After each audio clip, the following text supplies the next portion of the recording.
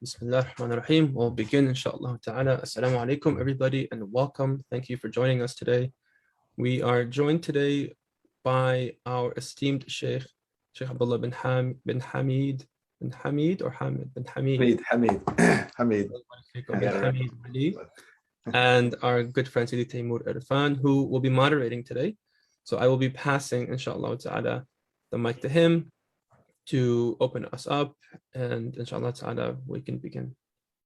Jazakallah khair, Sidi Mazen. Bismillah ar-Rahman ar-Rahim. Alhamdulillahi Rabbil Alameen. Wa sallallahu ala Sayyidina Muhammad wa ala alihi wa sahbihi ajma'in. So for those who are unaware, I'd just like to introduce what we're trying to do here.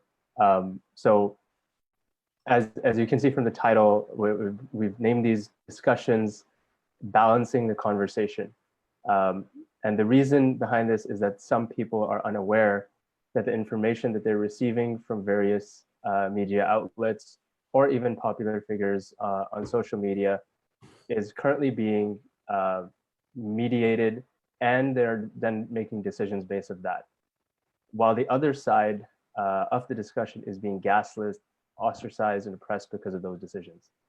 So we want to balance the conversation by providing the viewpoints that, in our opinion, have been censored.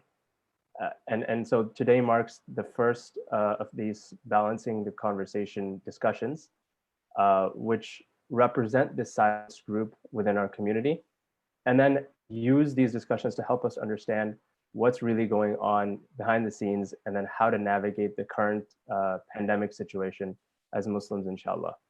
So the first topic of discussion that we chose to bring up was the topic of censorship. So in this, we'll try to go over Islam's view on censorship for the greater good. What exactly, in our opinion, is being censored? Who are the people being censored? And how this is all taking place. But I'd like to start off by posing the question to, firstly, Sheikh Abdullah, and then Sidi Mazen, if you could jump in as well. Is there censorship really happening? Because I have heard from many people in discussions, both in real life and on social media, that there is no such thing as censorship that's happening. Any misinformation that's out there is being fact-checked.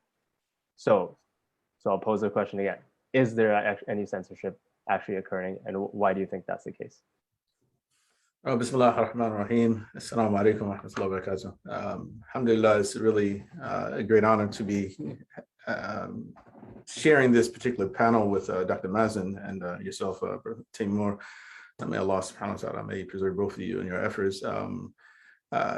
And this is, as we know, an extremely important topic, is the topic of the hour. And because naturally, the world has become much more politicized, and people are becoming more politically aware on top of that because of the lockdowns and the somewhat obligation to focus on issues related to politics. But at the same time, what's happening is that a lot of people are becoming more aware of government intrusion into our lives and the systems of control. But as you asked the question, about whether or not censorship is actually occurring, I think that depends on what particular faction you belong to, or how the extent of the trust that you have in the information that you receive. And in other words, it depends on how significant your trust is in the establishment, we would call the administrative establishment, the governments around the world, and in particular also the media outlets and social media organizations, and even the fact checkers, that there's always the assumption, and I think innocently people will assume that the information that they receive from official sources is not, doesn't have any political bias, and it's not intended to manipulate anyone.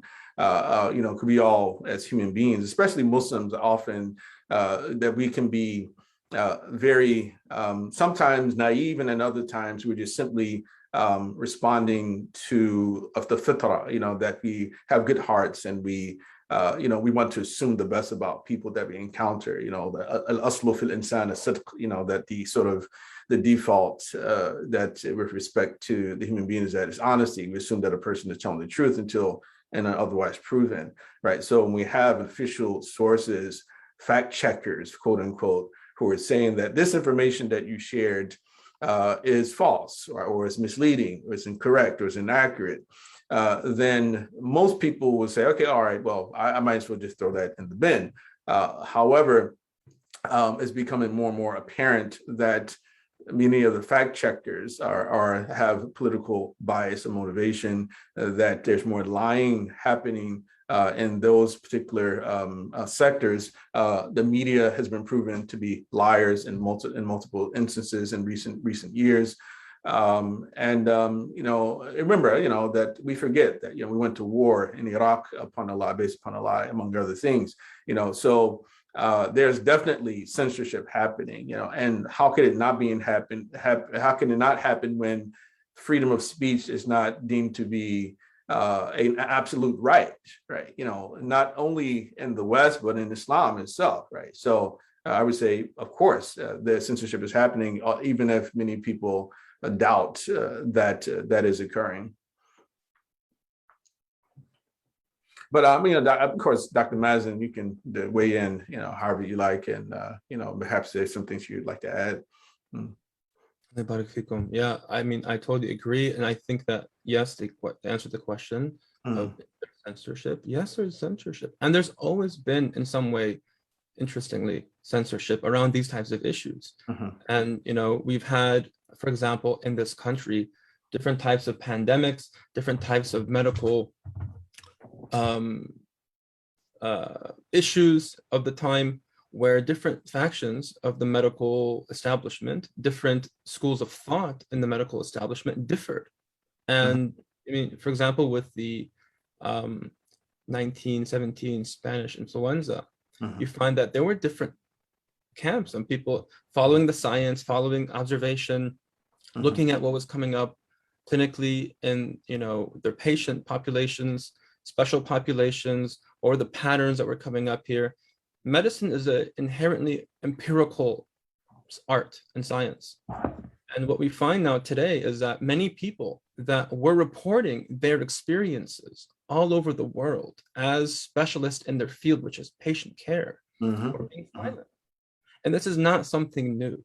Those that study history know this has happened for a long time, all over the world, especially in this country. And inshallah, maybe you can talk more about that and the political history around that. But the short answer to the question is yes, of course, and it's not something new. Yeah, I would add just one thing. I think in particular, if you find Muslim physicians, doctors asking this question or doubting the existence of censorship, all they need to do is just simply reflect upon how their practice has changed over the past 2 years. When in their lives has the government or the administrative state interfered and started to tell them how to do their art, to tell you that, listen, no, you can't, try or experiment with this drug or that drug. You have to, you have to utilize this, only this, right? So doctors don't have the type of independence that they had prior to the pandemic. And so that by itself should let you know that something's amiss. So when people are dying, when the doctor may say, if I had only done this or used this or tried this, I probably could have saved that person's life. Right. But the fact that, they're getting threatened with either firing or the loss of their licenses, that in itself should let you know that something's really amiss. Yeah, absolutely.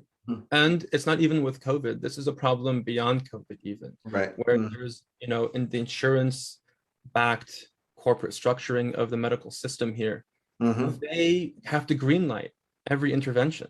Right. So you have this person who's like this auditor in the insurance company. I can't think of the name exactly. They're called actuary or something. Oh, okay. I'm sorry. You would know better. All right. I don't know. I was going to say regulators, but then you said something like this. Regulator, auditor. They check for the risk and they kind of greenlight things and they can reject claims and all this.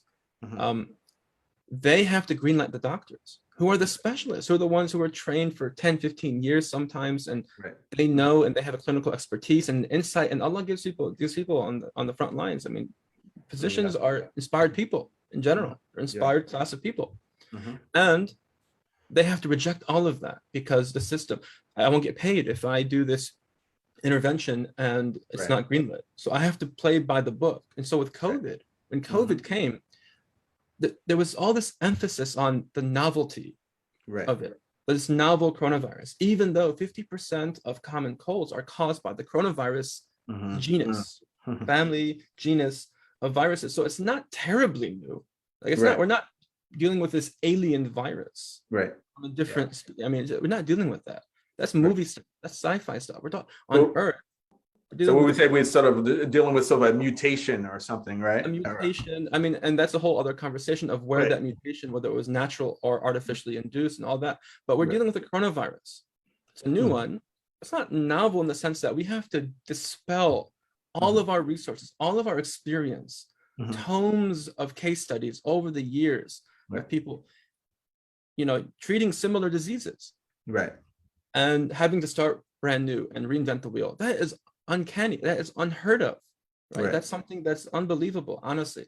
And for people that were doing things like tapping into, you know, the historical record and tapping into what the predecessors of this medical art have been doing for similar things, and being inspired to create new, you know, either tap into the old or create new, building on the old.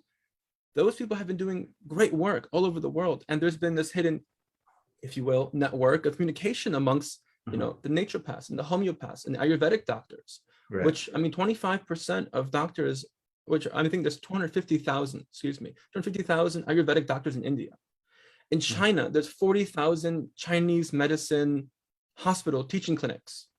40,000, they're popping out hundreds, probably twice a year. Like, there are legitimate doctors on the other side of the medical philosophical kind of divide. And there's always been, and they're almost in consensus about things, about we can work with the immune system, there's certain interventions you can do, you can treat it. It may not be a pharmaceutical, it may not be something that you like, that you can monetize, but you can treat it using different things. And they have been. And, you know, I mean, so it's not, we're not claiming things that haven't been already done. But this is about censorship.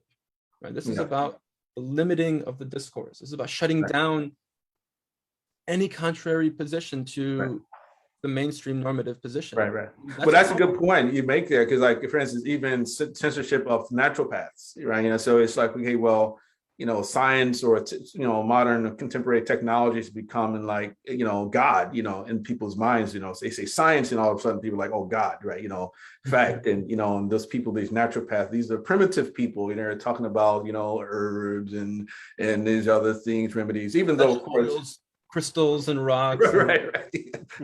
Yeah, so superstition, right? You know, and so that in itself, the fact that naturopaths or holistic doctors are not looked upon as being viable alternatives, if not better alternatives to the current sort of situation, which we see is failed miserably, right? You know, they failed the public miserably, you know, then that in itself is its own form of censorship, right? You know, that people think that, you know, that the only way that I can actually cure myself is to take an injection or take a pill, right? And so doctors often don't even talk, you know, well, you know, many people's doctors, I would say, you know, often don't often talk about, okay, oh, lose weight, you know, eat right, exercise, you know, among other things, right? So it's really interesting. It's really, really amazing, you know, just to see this, you know. So we should look at America, like what 60% of Americans are overweight. And so we start look at all the fatalities in America, and it's okay, well, directly connected, you know, to like, okay, you know, obesity or, you know, and the comorbidities actually, you know, are a result of that. Now, of course, you can speak better about that than I could, but, you know, but it's really interesting that that's another facet of the censorship, you know, is that, okay, well, there are alternative ways to treat illness, right, that exist and have been around for a very long time, much longer than the current sort of regime, you know, but we assumed, okay, because it's new, it's better, right? You know, it is working, but it doesn't look like it's working, right? Because we have the pandemic now, right? So actually, if we kind of get into more specifics on this point,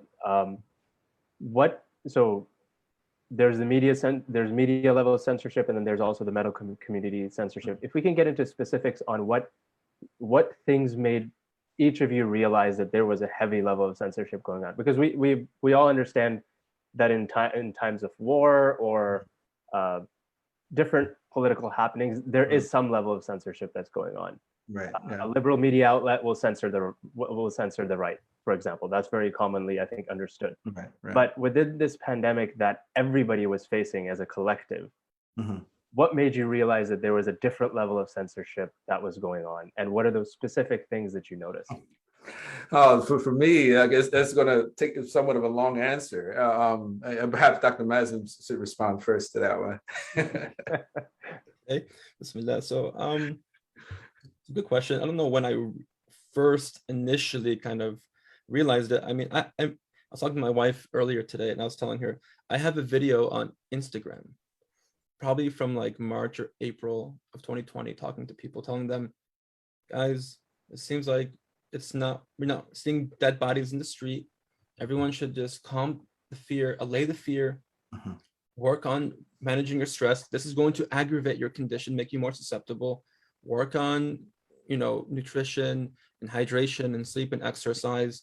I usually say also loving and supporting and being with people. I couldn't necessarily maybe say that. I think I already did say it.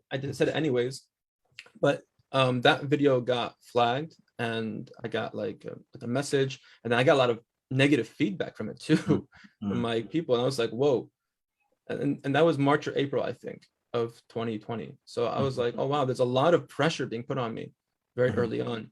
And with my colleagues as well, we have a network, and I have one of my mentors, who's been practicing naturopathic medicine for 45 years, and he put up a video on Vimeo on how to support immunity for upper respiratory viral conditions. He didn't even name it. And it got taken down within like 2-3 days. It was a great video. I mean, it's really helpful, really resourceful, very humble, just offering his insight, offering what works in general for these types of things. It wasn't nothing foul, nothing unsafe. And yet it was taken down. So I realized very early for me, like, this is happening. And I've heard about this before happening. I've read this. So I'm like, we're kind of the scapegoats. There's always been kind of this black sheep of the medical community, which is the naturopathic homeopathic community.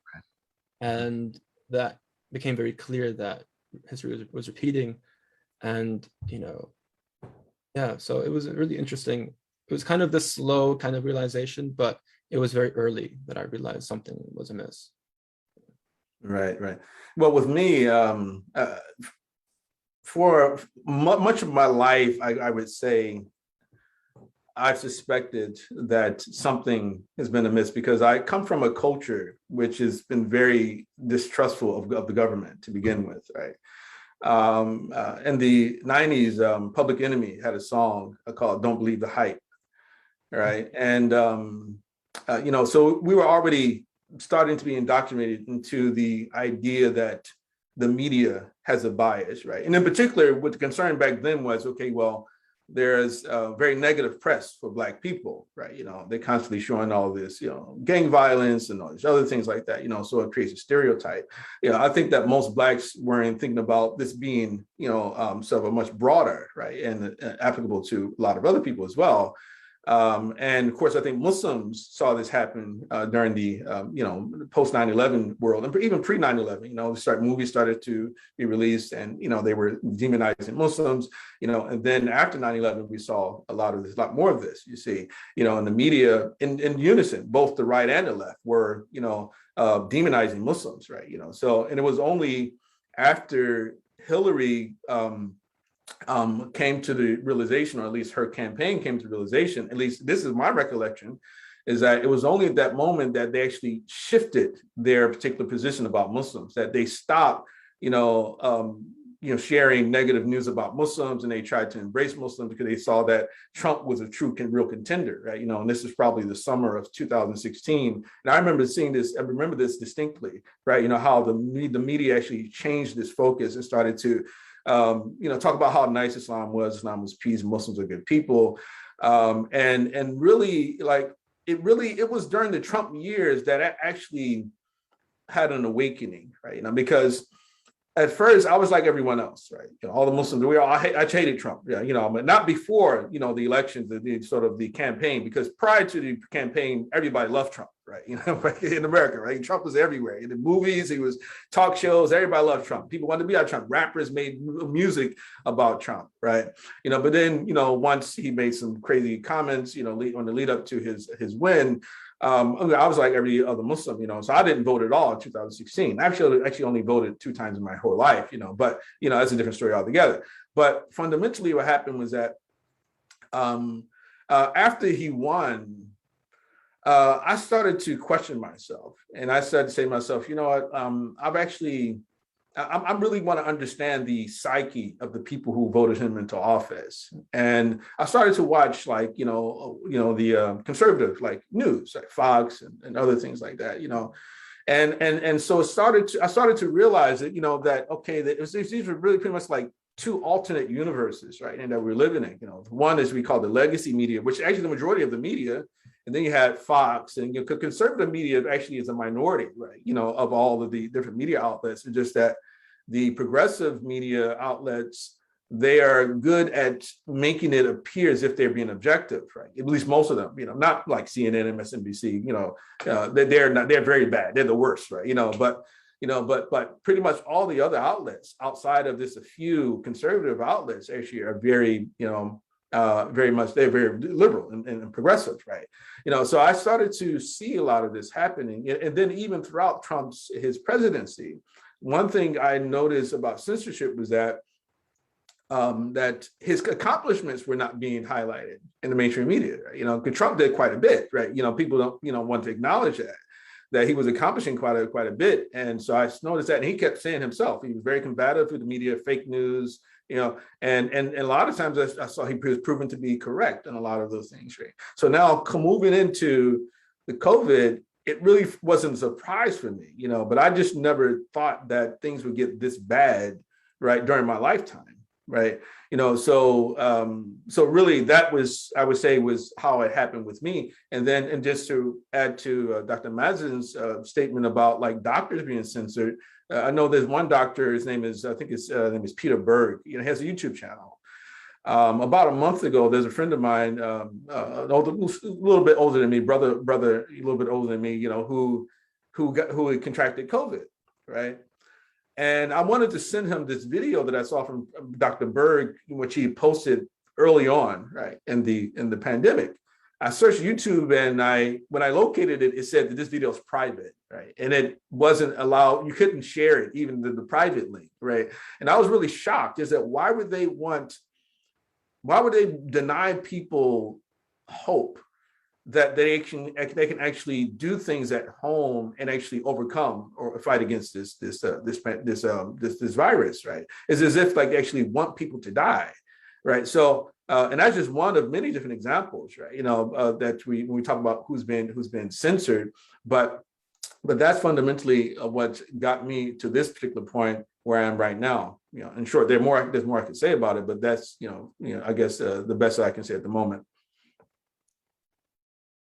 Now, those are some very interesting thoughts. I think my journey would have probably mirrored more of what Dr. Abdullah is speaking about during the Trump years with Russiagate, and then everything that's happened since the pandemic.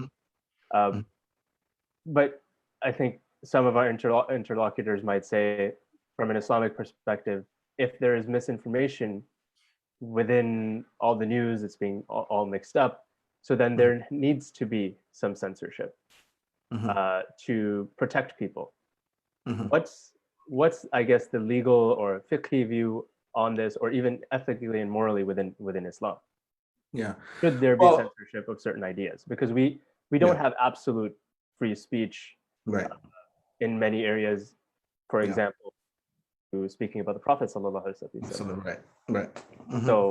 So how do we address those kinds of concerns that we do have a level of censorship within Islam? So shouldn't there be censorship when it is in the interests of the greater good? Yeah, I mean, censorship is a norm. I mean, it's been a human norm for a very long time. I mean, we do, like as you highlighted in the Islamic context, blasphemy laws, or not necessarily, current blasphemy laws, but like, that Islam, of course, discourages berating the Prophet sallallahu alaihi wasallam, and of course the issues related to apostasy, public apostasy, and people sort of attracting and calling people to commit apostasy or heresy, that we find, that even in our secular societies, like movies are censored, given labels, G, PG, rated R, X rated. So these, everybody agrees that a certain amount of censorship to to preserve, or to limit, the corrupting material, and cause the violence, for instance, that those are good things, right? Everyone pretty much agrees, with that, and also defamation of character. That's another one, that, we have the concept of al-qadhf, which is, accusing someone of committing fornication or adultery, that the Quran punishes for it, for those type of things, and even the individual who makes a false claim or makes a claim which cannot, in an unsubstantiated claim, that individual is treated in such a way that their testimony in court is not accepted, so definitely there is a strong basis for the idea of censorship. However, in this situation, I think what was happening is that that the level of the type of things that we're talking about with censoring are issues that potentially could be useful. And we've actually decided that government authority or the administrative state, and so we're not talking about just like the scientists, we're talking about the administrators, those who actually, the WHO, CDC, FDA, which of course have government ties, they have ties to big pharma, to get a lot of donations from them, the media, like all of these outlets, which already have they have these conflicts of interest, right? Financial conflicts of interest, right? That we actually deciding that they determine what is real and what's true, right? And so we're deferring to them. We say that, listen, we don't need our brains. We'll let you, think for us, right? And there's a famous principle in logic is al-hukm ala shay far'an an at-tasawwur, that the ruling that you pass about a thing, it is the result of the way that you conceive of it, right? So fundamentally, this becomes the reason I would say that most of the fatwas permitting, or put it like most of the fatwas obligating forced vaccination, and we're going to talk about that inshallah in a future episode. Most of the fatwas obligating forced vaccination, they're flawed because they are built upon a misapprehension of reality, right? They misapprehend reality, that scholars are putting their trust in the medical community. They're actually not doing their own research, right? They say, oh, doctors say this, doctors I know say this, therefore, Muslims should or must take the vaccine, right? So fundamentally, the problem is that, Allah subhanahu wa ta'ala, in order for us to know what is real and what is true, He's given us three basic ways to do that, right? One is we know what is real through our senses, right? That if you see it, you hear it, you taste it, you touch it, you smell it, then you conclude, this is real, this is objective, right? A second way is that, reason, we rationalize, that, 1 + 1 = 2, right? If the equation adds up, then we can say, okay, well, this is true, right? If the equation can be set off balance and we don't conclude that it's true, 2 + 3 = 5, then naturally we say that that's either some crazy person or just, some special new mathematics or some alternate reality, right? And then the third way that we come to know truth is through reporting, right? Now the reporting has to be based upon, objective fact as well. It has to be based upon sensory perception. Somebody witnessed this thing, somebody saw it, or experimentation, right? So what happens is that the reporting agencies that we're relying upon, right, that they have a bias, right? That they are selective about the information, about the scientific information that they are providing to the public, right? Right. So it becomes they themselves, and also being, outlets which have been proven to be unreliable, right, and even malevolent, right, at times, right, that they themselves don't have the trustworthiness, the integrity, right, for us to put that amount of trust in them, right?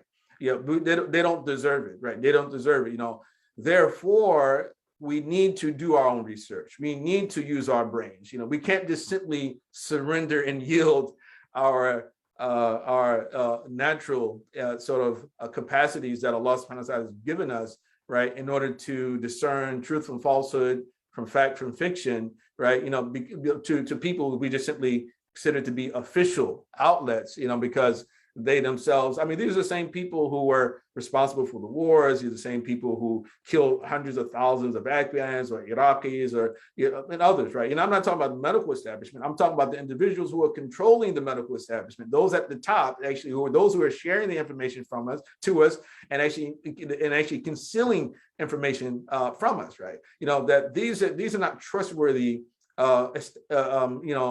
parties. These are parties whose integrity and reliability has to be constantly questioned, right? And so they don't deserve this amount of trust, right? They do not deserve this amount of trust. They've been proven to be killers. The same people who caused the crash in 2008, were the people who were given the job to actually fix the crash, right? The people who caused the pandemic are the same people who are now supposedly fixing it, right? Again, because we know the lab theory is the strongest theory out there, right? So if the lab theory is true, right? Why would I trust the same people who caused the pandemic, right, to give me proper information, especially if those same people have actually lied on multiple occasions, and then admitted that they lied because they said, I'm doing it for the sake of the public, right? So there's so many different things that we can talk about in this particular regard, but we have to remember that, okay, that we have our senses, we have reason, and then when the report comes, we have to look at the reliability of those individuals, the integrity of those individuals, and if those individuals find themselves to be, we see that they're unreliable, have been proven to be, dishonest, then we have no reason, right, no justification for building a fatwa or anything else, any other decision on what those people have to say. Dr. Mazen, would you, to further that point a little bit, would you be able to speak to a little bit of how the medical establishment / community may be compromised in today's world?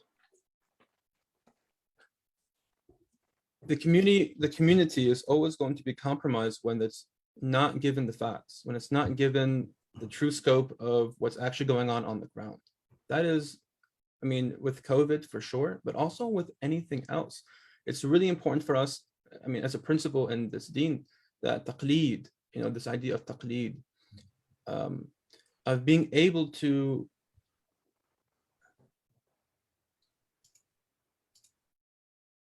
sorry, I'm trying to unpin you. I'm not sure why. This idea of taqleed, excuse me, this idea that we don't like, the ulama don't like us to have this blind following in life in general, that we should have our own autonomous understanding of reality and the relationship with reality, the highest of which is with Allah Jalla Jalaluhu. And so we want to be able to have people able and resourced enough and with suitable agency to be able to take the helm of their own lives and make decisions for themselves. At the end of the day, we have people now coming out, epidemiologists all over the world, saying this issue of vaccination is a private issue. It's not a public health issue. We know now that, for example, and the vaccine I'm going to bookmark it for later for sure, but I just want to name this here. It's not a public health crisis. It's a personal issue because we know now the vaccines are not limiting transmission. right? They're only reducing virulence, which is pathology. And so we want to be able to come back to the sense that the person is autonomous, and we have to give them the capacity to choose. So there has to be a discourse robust enough and diverse enough where people can begin to wrestle with the facts. And I believe fully that people, when they're given the facts, and even when it's sprinkled with non-facts, when falsehoods and blatant lies, that people can ascertain the truth. People have, these barometers within them to be able to ascertain the truth, especially those that are practicing and are guided and have first principles, rooted. They'll be able to see things. And if not, they can ask. But there's this need for us to be able to have this diversity. In Islamic tradition, we've always had people that took different opinions. Nobody canceled the other. Right. Nobody wrote, this person's a quack sheikh, or a quack this, or illegitimate that. I disagree and here's my evidences, and here's why, respectfully, and people could choose, and it wasn't an issue, And so here, medically, you have serious people, serious physicians, serious epidemiologists, public health officials, primary health practitioners, people that are on the ground treating COVID, actual people treating COVID. These government doctors are not treating anybody, right? Never mind COVID patients. So they have no experience. You're not frontlining, right? You have to have that kind of experience to be able, following the أصول القاعدة that حكم على شيء فرع عن تصوره. You have to have this conception from an empirical experience, and so people on the ground should have the greatest say. And many of them are saying other than the mainstream position. They're saying there's something else amiss, there's something else going on here. I don't know why I can't treat my patients. I have things in mind. Maybe it's hydroxychloroquine. Maybe it's ivermectin. Right. As a naturopath, that's not my go-to. Neither of those are my go-to. I have other things that I prefer to use. But even, let's say, an MD who's open-minded, who's looking at the books, who's finding people like in Japan and in Brazil, different areas, using ivermectin exclusively to great success and preventing serious pathology and fatality. If that doesn't pique the interest of a doctor who has patients who are dying, I don't know why that person's practicing. That person needs to be able to take that in, though, without threat of losing their license, and practice that medicine. That's very important. And the diversity, the culture has to be one of a diverse spectrum, and people will find who they like, and people will find the practitioners that they feel most akin and kindred and congruent with, and go with them. But we have to be able, if we really are truth seekers, to allow within the realm of what's fair and legitimate and just, a proper, robust conversation.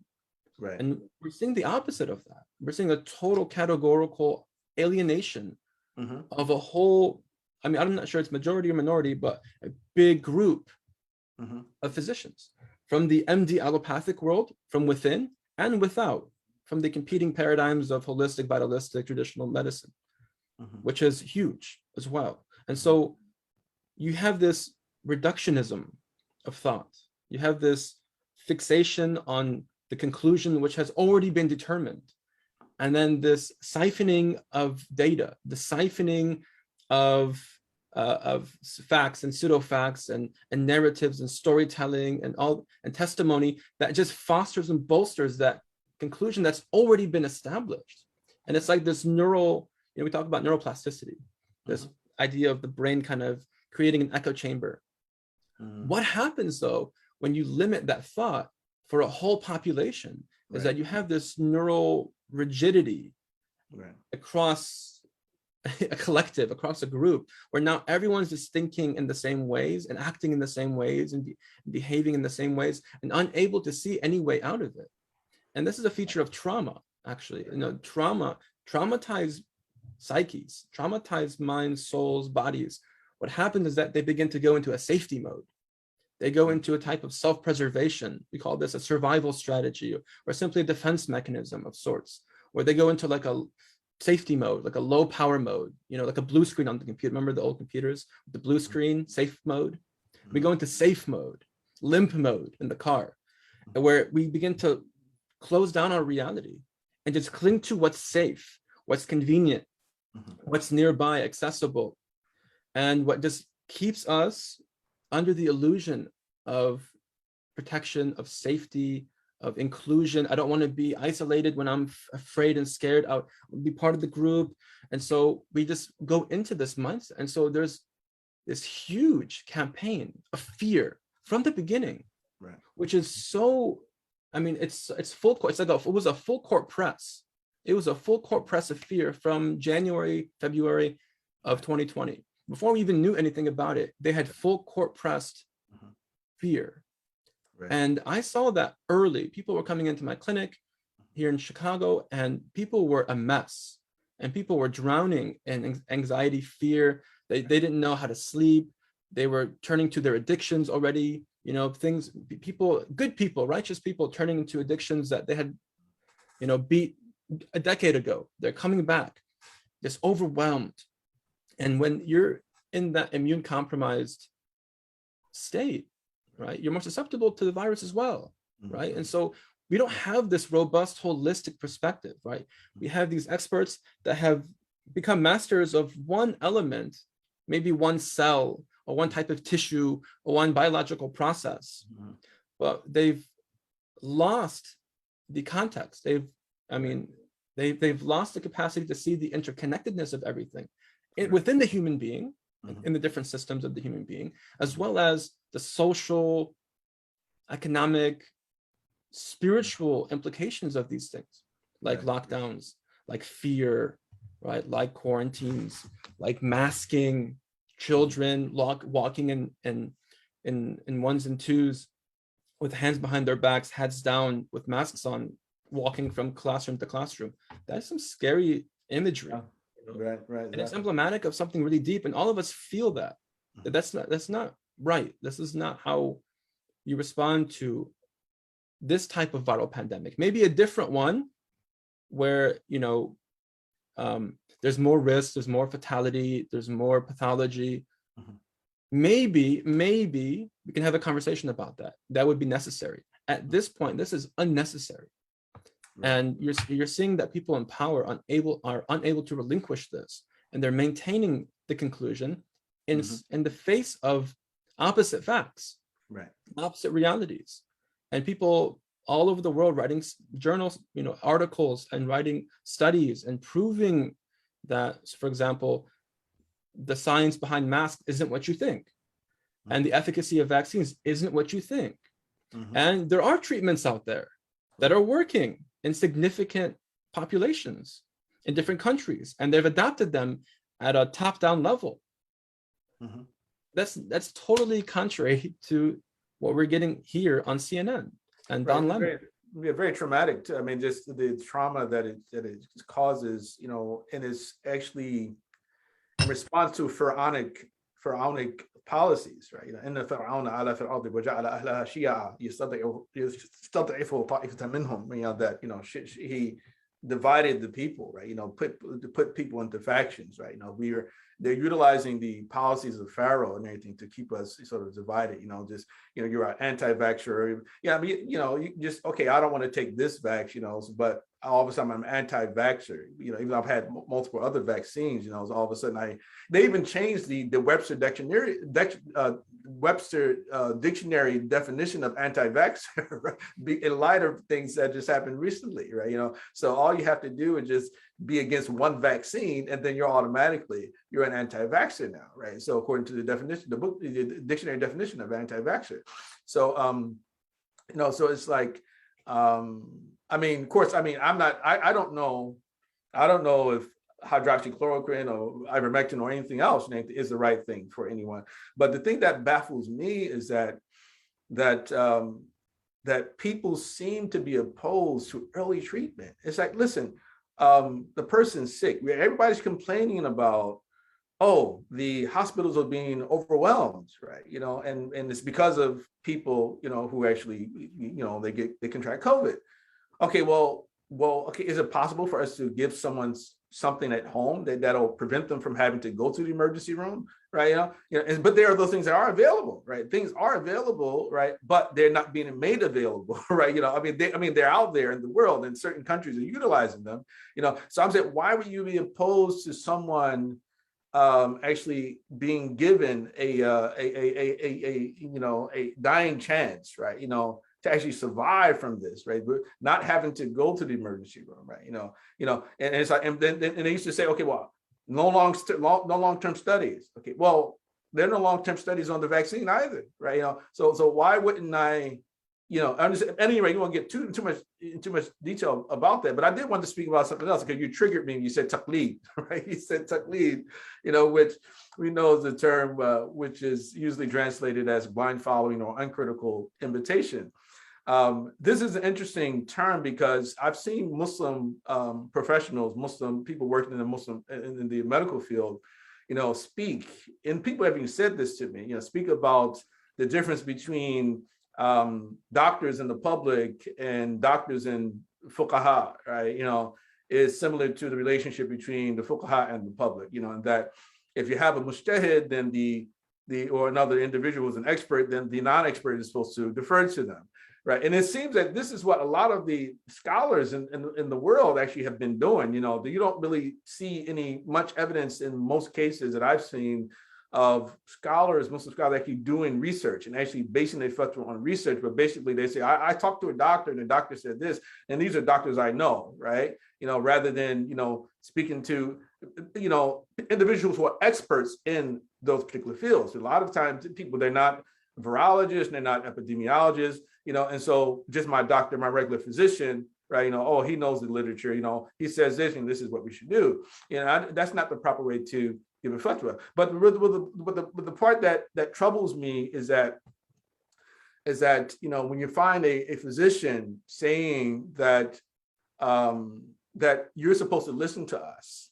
right? Because we are the experts and you're not the experts, because and to try to help us understand it is the same thing you would expect from the public. I said, no, I would not expect from the public to just simply blindly accept my opinion when I know other opinions exist, right? Right. It will be one thing if we're talking about established science, right? This is established scientific facts, right? And all the physicians state they agree upon this, all the epidemiologists, all the virologists, everybody agrees upon this particular point. Then that's, and I say, okay, yeah, okay. Hey, we have to defer to the experts, right? This is what they all say. This is their consensus, right? But when you know that there is no consensus on these things, why would I accept this false equivalency between doctors and Muslim jurists when it comes to the idea that the non-expert is supposed to follow the opinion of the expert, right? So it's, there's just a lot going on, right, in our community, and a lot of faulty thinking that's being promoted, and people are embracing it, unfortunately. Since we're kind of closing in on an hour on this conversation, I'd like to ask the both of you if you can provide some general recommendations or counsel to the people who are listening in on how we can navigate the sea of censorship that's going on right now, because it's very hard for the layperson to interpret a lot of the data, the news that's coming out. So how should they approach it from both a spiritual perspective and then also from a medical perspective when making choices that impact their own health? Dr. Mazen. You put him on the spot.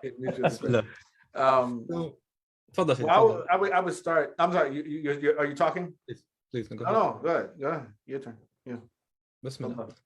So, in terms of recommendations, there's a lot. I think that it would be probably inappropriate to share that now on this, like more actual tangible recommendations on how to prevent, how to support your system and stuff like that. I do recommend everybody establish rapport with a local trusted naturopathic doctor who understands the traditional medicine and the conventional biochemical kind of paradigm, which most good naturopaths are trained in, the latter, but oftentimes not sufficiently in the former, which is the original kind of framework, right? Because we're trained to be integrative in school, in our four-year medical schools. We're trained to be integrative, but oftentimes many schools, because of political pressure and because of kind of the zeitgeist of reductionism and biochemical kind of imperialism in medicine, people lose sight of the holistic nature of the human being.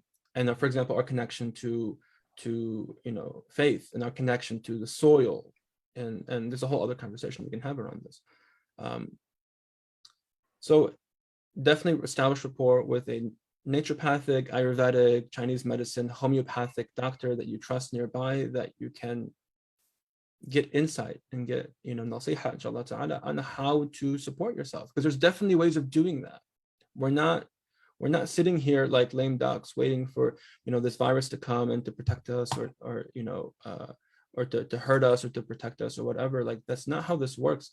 You're able to create a robust type of constitutional immunity with very simple, basic changes to one's lifestyle. Really, proper nutrition. And I have some handouts I've shared across my social media and on my newsletter.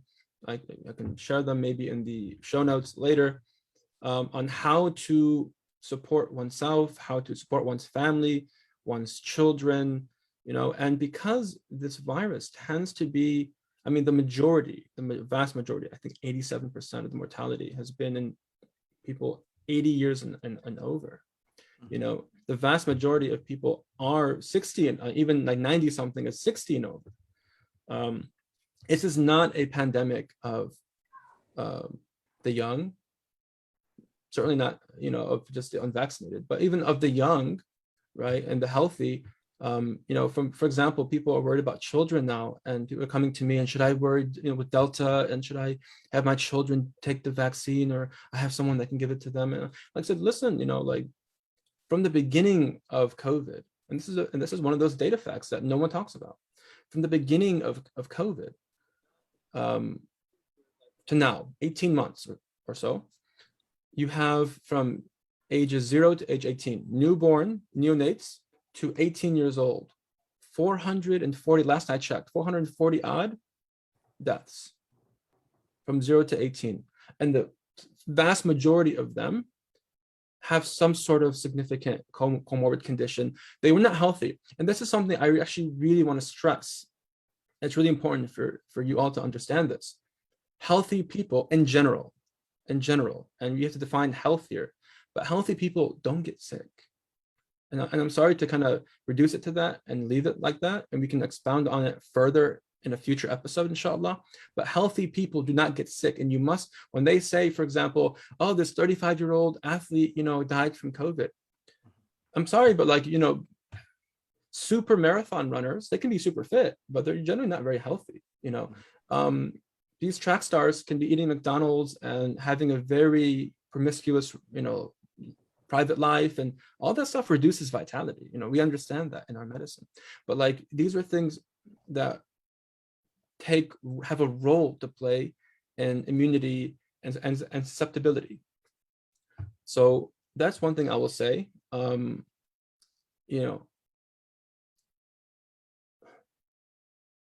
don't know. Is there anything else I should say?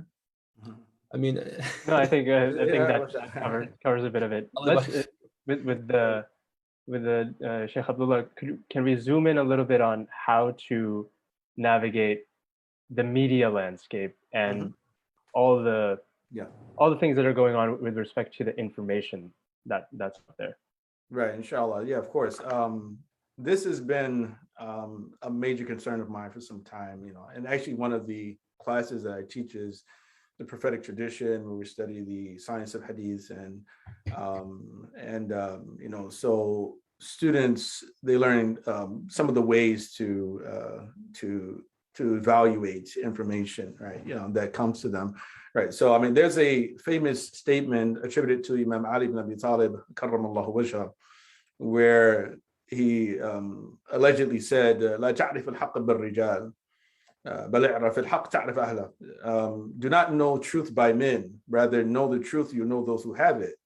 In other words, don't judge what is true or false on the basis of the people you like, right? that you have to learn the truth. طلب العلم فريضة على كل مسلم. Then, seeking knowledge is an obligation upon every Muslim, right? Or as Ibn Ashur mentioned, that one should stop all matters until they know the judgment that Allah has given in the regard to those things. Now, the issue of censorship is is a widespread issue, right? And as they say, that the first casualty of war is the truth, and there's a war going on. There's a Cold War. Sometimes it's between nations, other times it's between governments and their people, right? And so when you're being lied to, I think that we should see it as if the government has declared war on us to an extent, right? When they have to lie to us, right? So it's we have to acknowledge or realize, I would say, that more than 90% of the information that we receive, it is funneled through 6 major corporations, right? All the media that we get, the news and information is from 6 major corporations, right? And that's an important fact, which, and some years ago it was 50 or more than that, right? But now it's like you're talking about just 6 major corporations. They control all of the information. You have to understand that by controlling the information and the imagery, these individuals fundamentally control reality for you. They control what is real and what's actually not real. They manipulate. We can't allow ourselves to be brainwashed, right? And because there's a massive brainwashing campaign that are happening right now, right? And we can't just simply defer to the people we like, right? When we consider the interest, the particular conflict of interest that exists with regard to these companies and with other types of government entities as well. We can't deny what we see and what we hear. We have to rely on our senses. We have to use very strong critical thinking, right? When these things, we can't just simply embrace every report that comes our way. We have to also realize that many different things are being censored.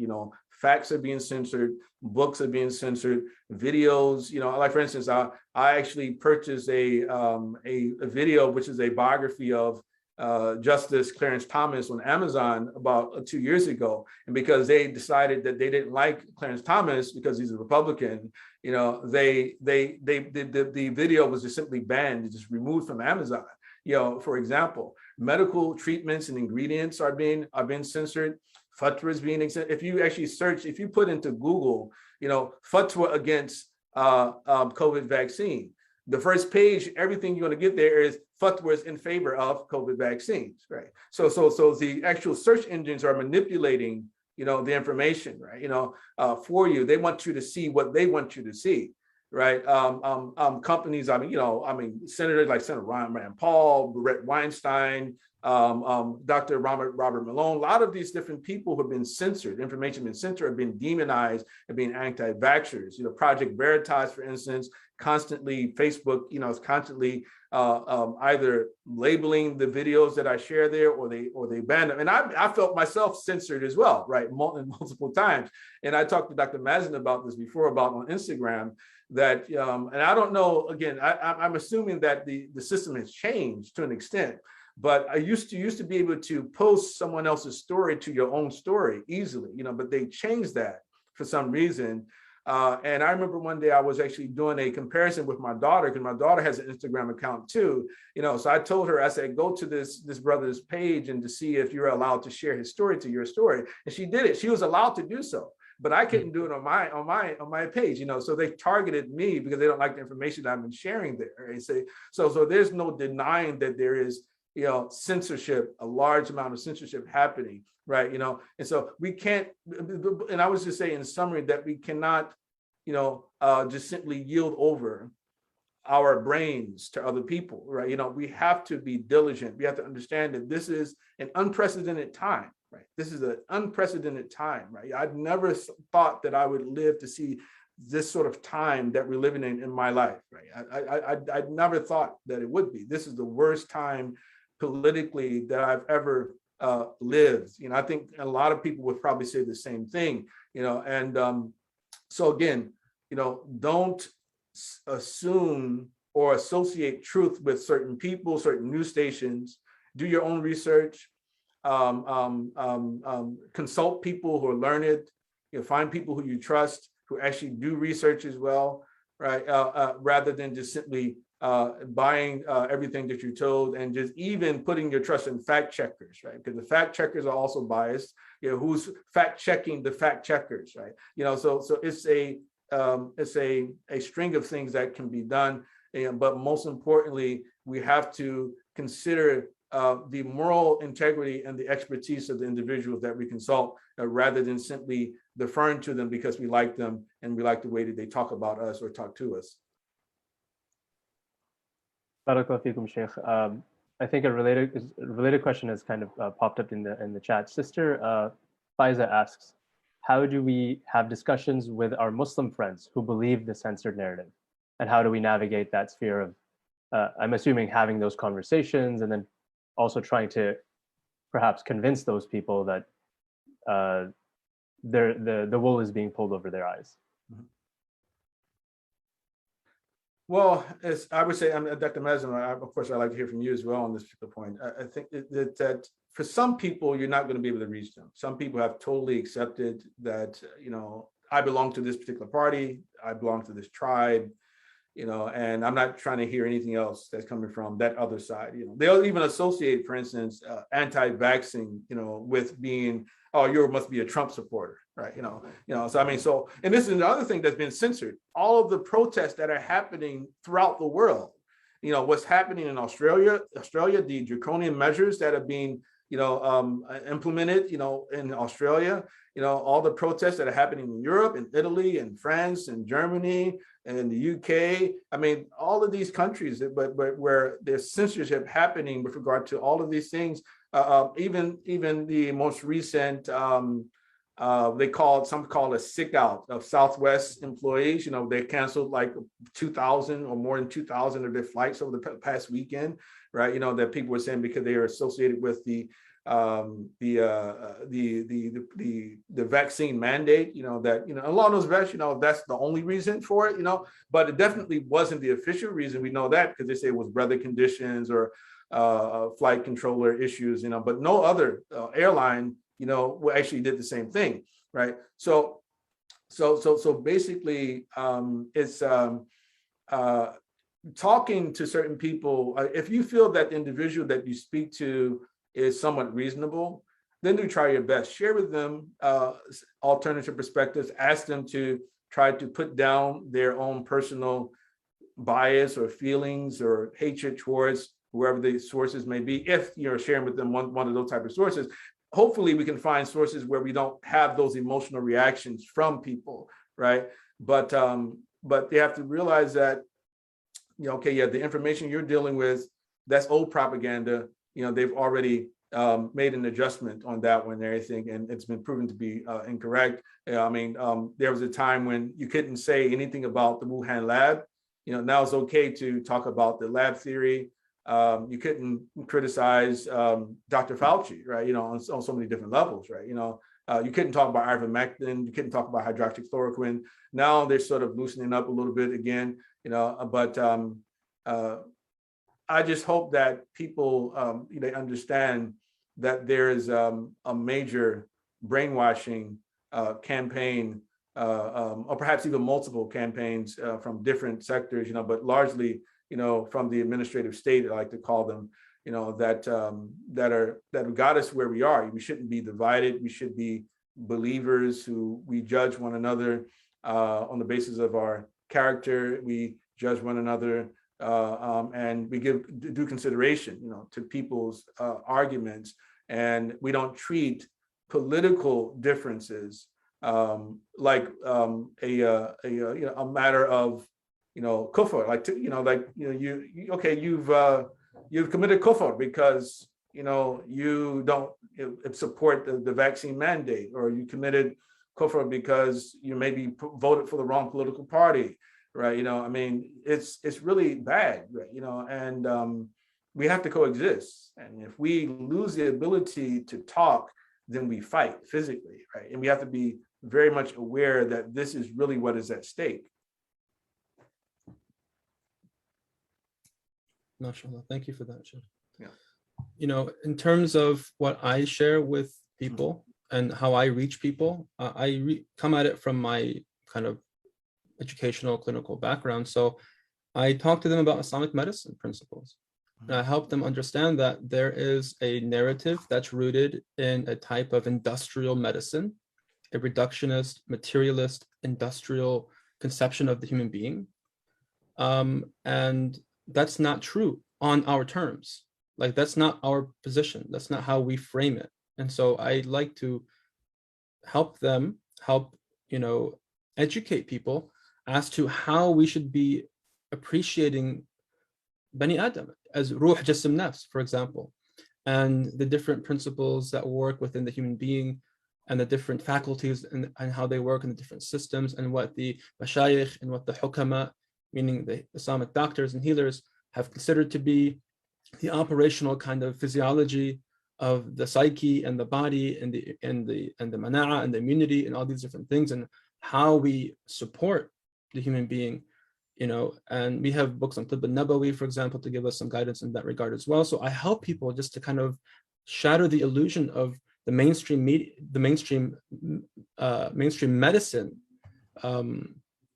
proponents and the white coats, you know, like the jubbas of today, or the white coats, you know, and like that's a scam, you know, that's a dajjal in some way, you know, if he knows what he's doing, or he's doing it maliciously. But it doesn't have to be necessarily a dajjal, but he can be wrong, and you should know where he's wrong based on our principles. I mean, we have an ontological, cosmological view of the world and of the human being. What is the nature of the human being? And I stress this because it's something that I'm really committed to doing in general. You know, I'm interested in the revival of the Islamic healing arts. I think that it's one of the lost traditions, like the lost limb of the Ummah's body. Like, we just lost how to heal. And this was one of the fundamental kind of components and the gifts of Nubuwwah was the Sunnah, the operational Sunnah, which is how we live to optimize afiyah, sahha and afiyah, and well-being in this world and the next world. And we just don't know how to do that anymore, you know. And we know, for example, like al-mi'datu baytu da. This is not a hadith. This is a statement by one of the Hakims, Haritha ibn Kalda, where he says, al-mi'datu baytu da wal-himyatu ra'su dawa, that the stomach is the house of illness, and the fasting regimen, the restrictive regimen, is the head or the best of all treatments. That is a principle that we can use, right? Don't curse the humma. Don't curse the fever, for example. Why? Because that is the body's innate response to toxicity, to a pathogen, to disease. That is a good thing, right? We would never consider like widespread use of Tylenol, paracetamol, aspirin, you know, from our model, you know, not just this blanket, you know, kind of prescription over the counter, just take it like candy. That affects things. And now we're finding out that, for example, even the over the counter Tylenol is affecting the development of fetuses in pregnant women. People, you know, women get migraines, they get tired, and they take Tylenol, and it's over the counter and just a small dose. It's affecting the fetus. But like, that's a symptom of the reductionism. So I help people, like I educate people. I educate people on the iatrogenic causes of death, which are medicine-induced deaths, which is number 2 or number 3, arguably. But even number 3 is pretty amazing. Number 3, let's say, cause of death in the US, medicine-induced, like error. And so we have to understand this is not foolproof, that these experts and specialists, they have a maqam, they have a role, we respect them, they have an authority, but they are not the authority. Right. And we have the authority, which is wahi and reason and his, senses, as the Sheikh talked about earlier. Sheikh Abdullah mentioned these things earlier. You have to understand that, and we have to be able to come into our own experience as rational human beings with agency. And people will say, you're not an expert, you're stupid, you know. No, you're not stupid, you're very, this is the most intelligent, perhaps, you know, everyone can read and write, you know, everyone can type stuff and read stuff and understand stuff. You know, that is part of the global, you know, kind of controlling arm of this government. Is like, you don't know, so sit back and relax and we'll tell you what you have to know. Like, I'm sorry, like, that's not true. I want to know. I'm capable of knowing, maybe not the intricacies of the pathophysiology of viral, you know, replication in the cells. I don't have to know that to know how the general schema of things work, how immunity works, how natural immunity is superior than artificial immunity, for example, and how maybe this study is saying this and the conclusions are pretty much in the abstract, and I can deduce that. And that's interesting knowledge, and you can begin to integrate these things.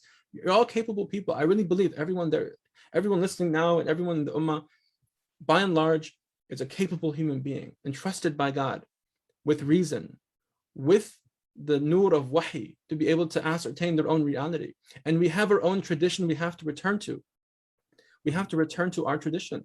And and just as a kind of follow-up to my previous recommendations, study Islamic medicine. Even just starting with like Tibb al-Nabawi, they've been translated. You know, just go back and read that. Get the had. You don't have to understand everything. Get the had of how we relate to the human organism, how the economy, how there's a vital force. For example, there's the ruh in the body, a ruh al-haywani. I'm going on a rant here. Forgive me. I'll end it in a minute or two. But like a ruh al-haywani, which is a fundamental part of the human being. We believe in the vital animating force, the spirit in the human being. We're not a machine. We're not made of parts. We are Bani Adam. And we have this human form, but that is animated and brought to life by the ruh. And the health and disease is dictated by that ruh as well. And it's emblematically demonstrated when the angel of death takes the ruh and the body collapses into soot, and all of the heart pumping and the lungs breathing and the metabolism and the hormones and the hiss and the articulation, the expression of the organism turns off immediately. Why? Because it's a vital force that governs all of that directly. And we have modalities, we have ways of supporting the health and the constitution of that wise intelligence that restores equilibrium on its own, that maintains your body temperature at 98.6, that you eat something and it knows how to release gastric juices and enzymes to break it down and absorb it in the duodenum and different parts of the small intestine and shuttle it to different parts of the body and different tissues to support health and vitality. That when you cut yourself, the body sends clotting factors and cholesterol and heals the skin just enough to close the wound, but not so much that it ends up being a nasty growth. Just enough to close it, to seal it properly, and it goes back to normal and it goes back to governing other things. That is the intelligence of the body. No one's talking about that. That's called vitalism, this idea that we are governed by an immaterial substance, just really basic. And we're people of the ghaib. At the beginning of Baqarah, we believe in the ghaib, we believe in the ruh, we believe in the interconnectedness of the psyche and the body, the immune system. This is vital. This is what I'm pushing a lot. Like this, if you get that, you'll see the craziness of just sitting idle and waiting for the vaccine that's not even doing what it's supposed to do, which is supposed to be saving us from COVID. It's not saving us from COVID. Right? It's not saving us from COVID. And people have died as a result of it. And we'll talk later about that. That's a different conversation. But that's what I push. I push returning to first principles in medicine and learning our tradition properly and asking those that know, right? Inna Allah is the hadith of the Prophet sallallahu alaihi wasallam. Inna Allah lam yunzil da'an illa unzila lahu shifa. Alimahu man alimahu wa jahilahu man jahilahu. Some people know, Inna Allah, verily Allah does not send down a disease except that he sends down with it a corresponding cure. Whoever knows it, knows it. Whoever is ignorant of it, is ignorant of it. Some people know, some people don't know. Maybe some specialist has the intricacies of viral replication down to a T, but doesn't understand on the ground realities of how the immune system and the psyche and the liver and the metabolism and the hormone and the trauma and all of that is affecting this human being in front of you, this patient in front of you, and is unable to help them. This other person that has this knowledge has basic grasp of first principles. So this is what I invite everyone to return to. It's so vital that we come back to this. This is the linchpin for me. Like, if we can get this right, everything else follows. Everything else follows. The veils lift, you see clearly with knowledge, and everything comes after that, follows from that. Inshallah ta'ala. MashaAllah. I was just going to add before these Taimur, I was just going to mention that yesterday, I just told my daughter yesterday that your body wants to live even when we don't want to sometimes, right? Your body, I was thinking about what you were saying about, the body's intelligence and things like that, and how, so it still wants to live, even when people doing harm to their bodies, and your body reacts, in this way, as if to say, keep living. Yeah. MashaAllah. Barakallah feekum. That was like a mini intro to vitalism, and I guess what we would term, generally speaking, as holistic medicine. And inshallah, maybe we can do something more in depth on that later. I know there's a few questions on here, but I think we are over time by quite a bit. So we're going to take those questions in, and then inshallah address them in future conversations. So this is planned to be a series. We're still working out the times and dates for future conversations, but we will do more in-depth conversations on other pandemic-related topics, and, for example, how to keep healthy, maybe from a natural perspective. More to come on that. So please follow Sheikh Abdullah's page, Lamppost Education, Dr. Mazen's page, and Forward to Health's page. And inshallah, the future dates will be posted on there. Also, for anyone who wants to share this, and I really encourage and recommend that everybody does share this conversation with their friends and family, that the link to the YouTube recording of this, if they let it stay there, that is, that will be posted on these pages as well, and inshallah they can share that with their friends and family. But alhamdulillah, this was, even for me, who has been talking to these two gentlemen for a while now, and been following all the media and health related developments for the past year and a half. This is a very eye-opening and interesting conversation where I personally benefited a lot. So I hope that was the case for all our viewers as well. And inshallah, don't worry, your questions will be taken in, and if we can address some of those, we will definitely try to do so. Jazakumullah khair. Thank you for attending, and if we can ask Sheikh Abdullah to end us off with a dua. Inshallah. Bismillah ar-Rahman ar-Rahim. Alhamdulillah Rabbil Alameen. Wa salatu wa salam ala ashraf al-anbiya wa sayyidina mursalin nabiyyina Muhammadin wa ala alihi wa sahbihi ajma'in. اللهم حبب إلينا الإيمان وزينه في قلوبنا وكره إلينا الكفر والفسوق والعصيان واجعلنا من الراشدين. ربنا آت أنفسنا تقواها وزكها أنت خير من زكاها أنت وليها ومولاها. ربنا آتنا في الدنيا حسنة وفي الآخرة حسنة وقنا عذاب النار. وصلى اللهم وسلم وبارك على سيدنا محمد وعلى آله وأصحابه الأخيار وسلم تسليما كثيرا. وسبحان ربك رب العزة عما يصفون والسلام على المرسلين والحمد لله رب العالمين. آمين. إن شاء الله خير. بارك الله فيكم إن شاء الله خير. Assalamu alaikum to everyone. عليكم السلام.